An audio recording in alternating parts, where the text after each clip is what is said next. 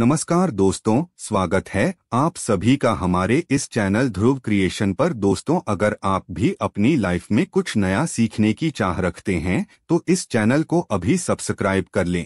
हे दुर्गा माता, आपसे हाथ जोड़कर निवेदन है कि आपके इस वीडियो को जो भी लाइक और चैनल को सब्सक्राइब करे उसके जीवन में कभी दुख दर्द मत आने देना। दोस्तों, नवरात्रि में किसी भी दिन चुपचाप माँ दुर्गा का नाम लेते हुए गाय माता को खिला देना, ये एक चीज फिर देखना कैसे माँ दुर्गा आपकी सभी समस्याओं का संपूर्ण रूप से अंत कर देती है। दोस्तों, नवरात्रि का पावन पर्व शुरू हो चुका है।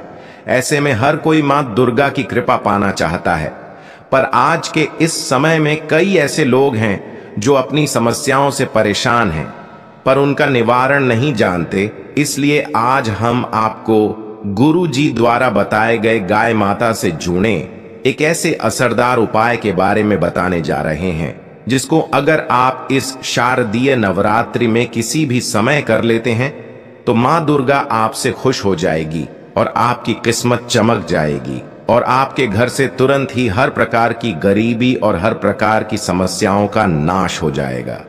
दोस्तों, यह उपाय आपको जरूर करना चाहिए, क्योंकि यही एकमात्र ऐसा उपाय है जो कि आपको जल्द से जल्द धनवान और मालामाल बना देगा। इसलिए इस आसान से असरदार उपाय को जानने के लिए वासियों को आखिर तक जरूर देखें। और दोस्तों, अगर आप भी अपने जीवन में माता रानी की कृपा पाना चाहते हैं तो वीडियो को लाइक करके कमेंट में जय माता दी लिखना ना भूलें।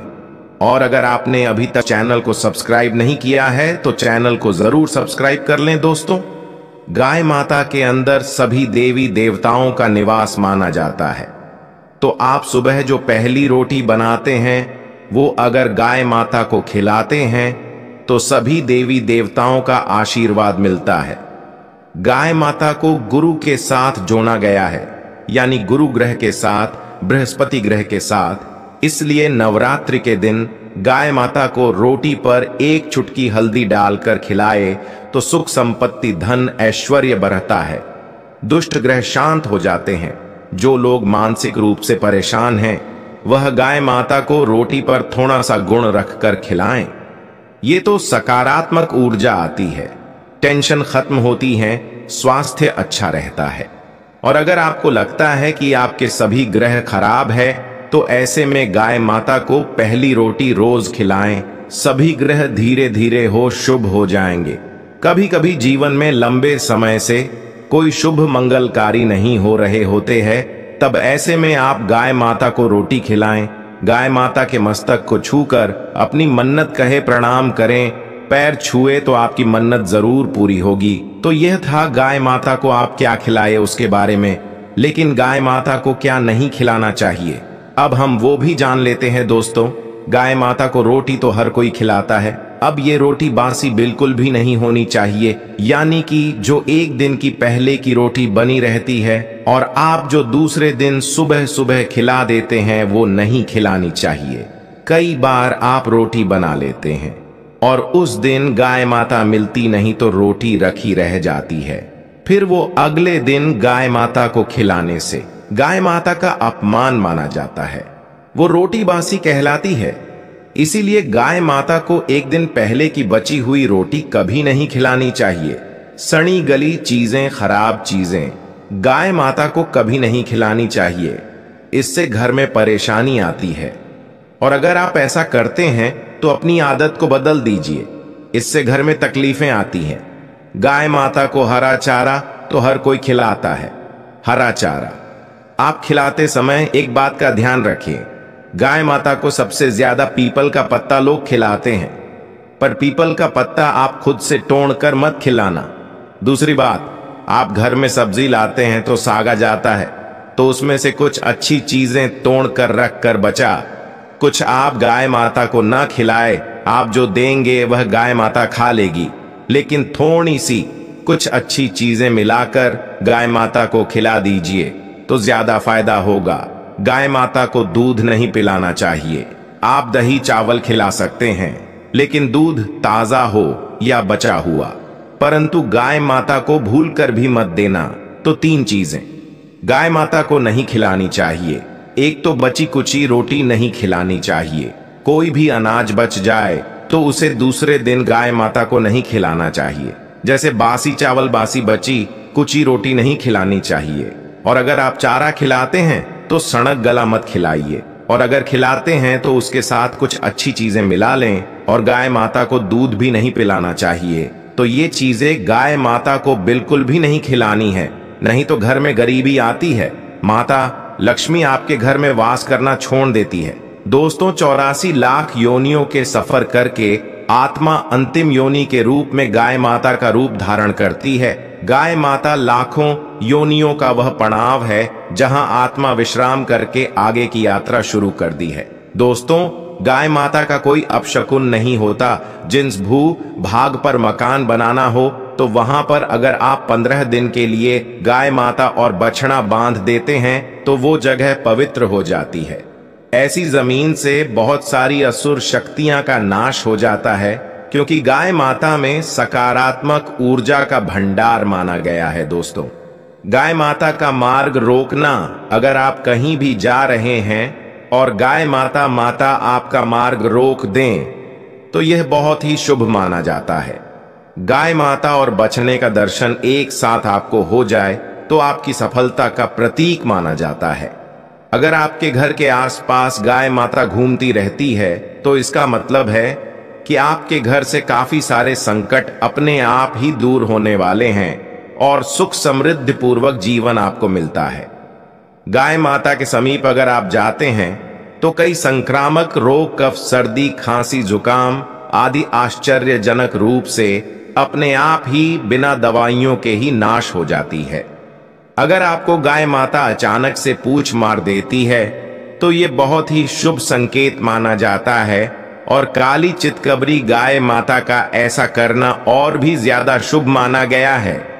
पंचगव्य जो होते हैं वह कई रोगों में लाभदायक है। पंचगव्य क्या होते हैं? गाय माता के दूध, दही, घी, मूत्र और गोबर। इन सभी को शरीर की रोग निरोधक क्षमता को बढ़ाकर रोगों को दूर करने वाला माना गया है। ऐसा कोई रोग नहीं है जिसका इलाज पंचगव्य से नहीं किया जा सकता। दोस्तों, आज के समय में लोग गाय माता की पूजा करने के बजाय, उनका सही उपयोग करने के बजाय उनको काट कर मारकर खाना ज्यादा पसंद करते हैं। शायद ये सुनकर आपको बुरा तो जरूर लगेगा, पर यह सच है। और गाय माता को रोटी देने से न केवल सुख समृद्धि की प्राप्ति होती है बल्कि बरकत होने लगती है। अगर आप गाय माता को पाल सके तो अच्छी बात है, लेकिन आज के मॉडल युग में जहां लोगों को शायद खुद के घर में रहने की जगह नहीं है, ऐसे में गाय माता को रखना थोड़ा कठिन और महंगा हो सकता है। ऐसे में आप गाय माता को रोटी तो दे ही सकते हैं। कम से कम रोटी देकर आप सुख समृद्धि को प्राप्त कर सकते हैं। आपके घर में बरकत होने लगती है। हमारे बुजुर्ग हमेशा कहते आए हैं कि गाय माता को रोटी खिलाना चाहिए, लेकिन समय के चलते गाय माता की सेवा हर कोई नहीं कर पाता। कम से कम रोटी तो आप खिला ही सकते हैं। अगर रोटी भी नहीं खिला सकते तो जैसे काफी सारे जो हमारे भाई बहन विदेशों में रहते हैं तो उनको गाय माता नहीं मिलती है, वह पूछते हैं कि हम कैसे गौ सेवा करें। आप ऐसा कर सकते हैं, आप गाय माता के नाम के पैसे निकालते जाए और फिर आप चाहे तो कभी इंडिया आए तो आप गौशाला में दान दे दें, या फिर आप चाहे तो वहीं पर किसी गरीब को गाय माता के नाम की रोटियां खिलाए, या फिर किसी भी अनाथ आश्रम में चले जाएंगे, किसी वृद्धाश्रम में चले जाएं, किसी भी दूसरे सफेद पशु को आप भोजन कराएं। यह भी आपके लिए बहुत ही अच्छा होने वाला है। कम से कम रोटी जरूर खिलाएं। दोस्तों, हमारे देश में कई जगह देखा गया है और कई लोगों का प्रश्न आता है कि हम झूठी रोटी गाय माता को देते हैं, क्या ये सही है या गलत है? हम झूठा खाना, बचा हुआ खाना गाय माता को खिलाते हैं, यानी कि जो बच जाता है वो गाय माता के हवाले कर दिया जाता है। तो आपको बता दे दोस्तों, रामायण काल में गाय माता को एक श्राप मिला था, उसी वजह से आज उनके साथ ऐसा हो रहा है। उसी श्राप की वजह से गौ माता में देवी देवताओं का वास होने के बाद भी उनको झूठा खाना पड़ता है।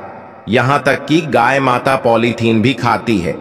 हालांकि यह किसी भी लिहाज से सही नहीं है।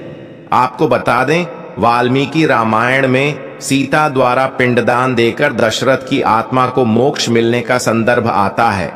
जो लोग जानते होंगे वो जानते हैं कि वनवास के दौरान भगवान राम, लक्ष्मण और सीता मां पितृपक्ष के दौरान श्राद्ध करने के लिए गया धाम पहुंचे।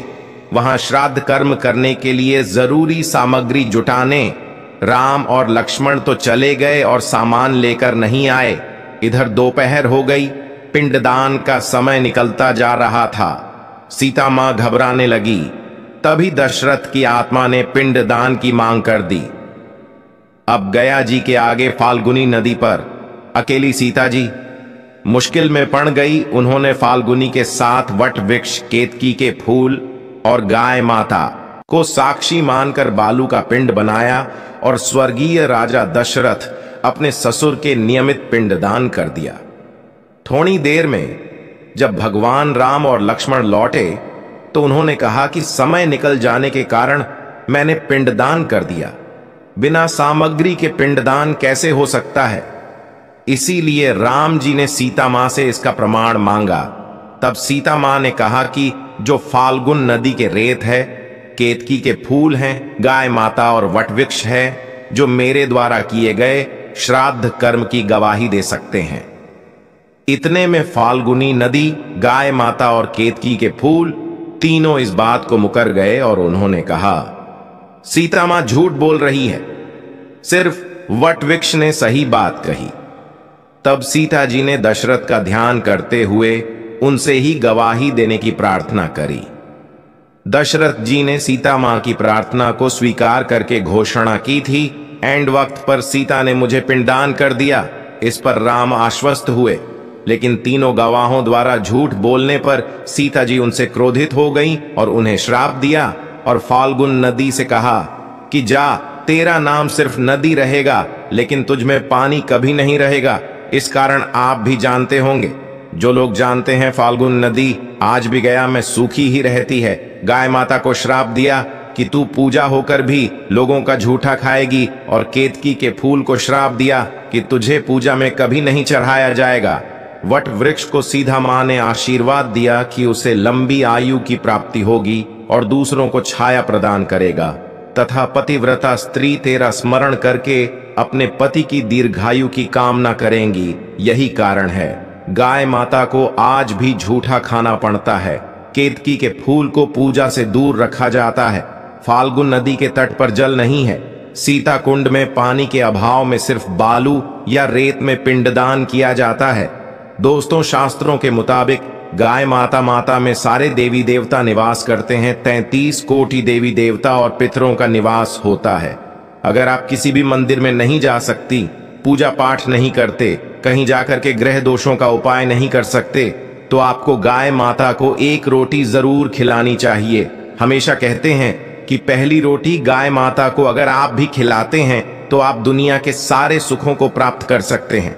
आपने अक्सर सुना होगा कि रसोई में पहली रोटी जो भी बने गाय माता को दे देनी चाहिए। हर रोज गाय माता को एक रोटी देने से आपके जीवन के सभी दुख दर्द दूर हो जाते हैं।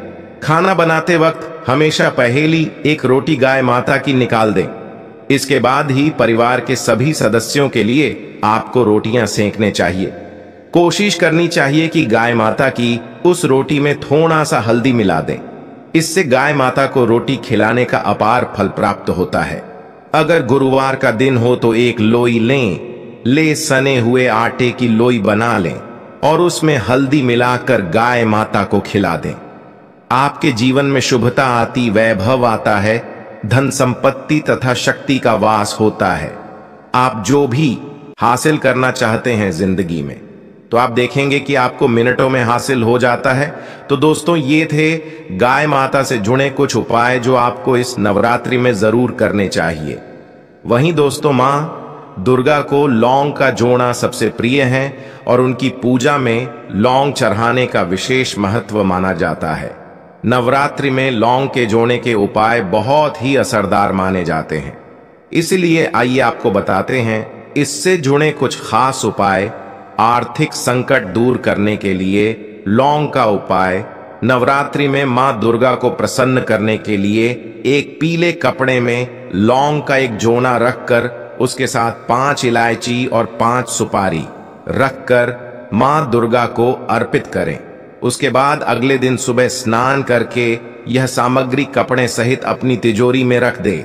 ऐसा करने से आपके घर में सुख समृद्धि बढ़ेगी और मां दुर्गा प्रसन्न होकर आपको आर्थिक रूप से संपन्न बनाएगी। नौकरी के लिए काफी दिन से हैं परेशान।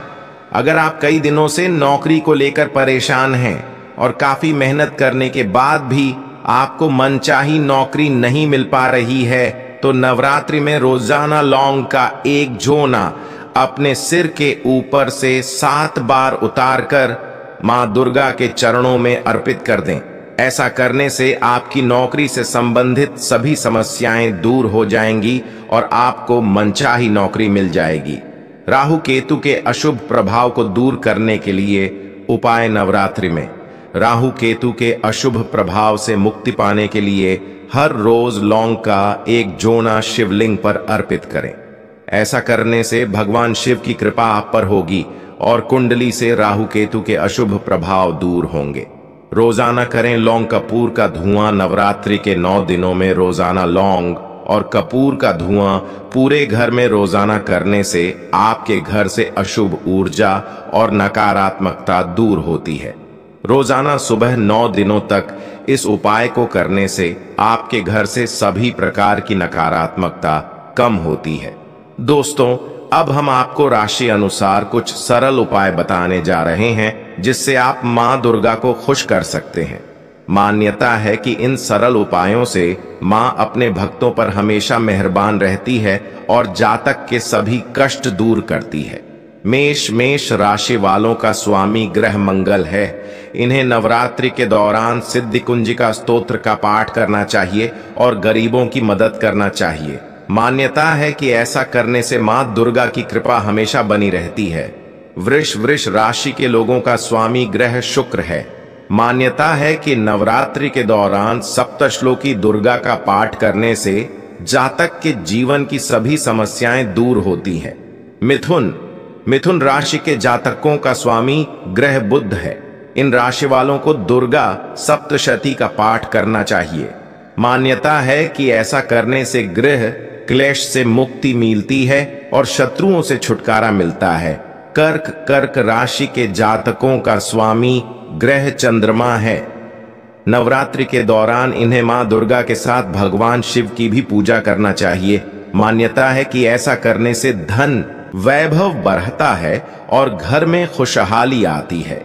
सिंह राशि के लोगों का स्वामी ग्रह सूर्य है। इस राशि के जातक नवरात्रि के 9 दिनों तक सिद्ध कुंजिका स्तोत्र या रामचरितमानस का पाठ कर सकते हैं। मान्यता है कि ऐसा करने से मां दुर्गा के साथ भगवान राम भी प्रसन्न होते हैं। कन्या राशि के व्यक्तियों का स्वामी ग्रह बुध है। नवरात्रि में रोजाना इन्हें दुर्गा सप्तशती का पाठ करना चाहिए। मान्यता है कि ऐसा करने से सभी कार्यों में सफलता मिलती है और जीवन की बाधाएं दूर होती हैं। तुला राशि के लोगों का स्वामी ग्रह शुक्र है। इन्हें नवरात्रि के दौरान सप्तश्लोकी दुर्गा का 8 बार पाठ करना चाहिए। कहा जाता है कि ऐसा करने से धन दौलत और मान सम्मान में वृद्धि होती है। वृश्चिक राशि के व्यक्तियों का स्वामी ग्रह मंगल है। नवरात्रि में दुर्गा सप्तशती और रामचरितमानस का पाठ करना चाहिए। मान्यता है कि ऐसा करने से इन्हें सुख सौभाग्य का वरदान मिलता है। धनु राशि के लोगों का स्वामी ग्रह बृहस्पति है। नवरात्रि के दौरान धनु राशि के लोग दुर्गा सप्तशती का पाठ कर सकते हैं। कहा जाता है कि ऐसा करने से घर में सुख शांति आती है और जीवन में क्लेश से मुक्ति मिलती है। मकर राशि वालों का स्वामी ग्रह शनि है। नवरात्रि में सिद्धि कुंजिका स्तोत्र या सप्तश्लोकी दुर्गा का 9 बार पाठ करना चाहिए। मान्यता है कि ऐसा करने से माता रानी प्रसन्न होती हैं और अपनी कृपा बनाए रखती है। कुंभ राशि के व्यक्तियों का स्वामी ग्रह कुंभ है। कुंभ राशि के लोगों को नवरात्रि में राम रक्षा स्तोत्र और मां दुर्गा के नामों का स्मरण करना चाहिए। मान्यता है कि ऐसा करने से जीवन के सभी संकट दूर होते हैं। मेन राशि के जातकों का स्वामी ग्रह बृहस्पति है। इन्हें नवरात्रि के दौरान दुर्गा सप्तशती का पाठ करना चाहिए। मान्यता है कि ऐसा करने से घर में सुख शांति और खुशहाली आती है। तो दोस्तों, आपको हमारी वीडियो कैसी लगी हमें कमेंट में जरूर बताइएगा। साथ ही वीडियो को लाइक करके चैनल को जरूर सब्सक्राइब कर लें। जय माता दी।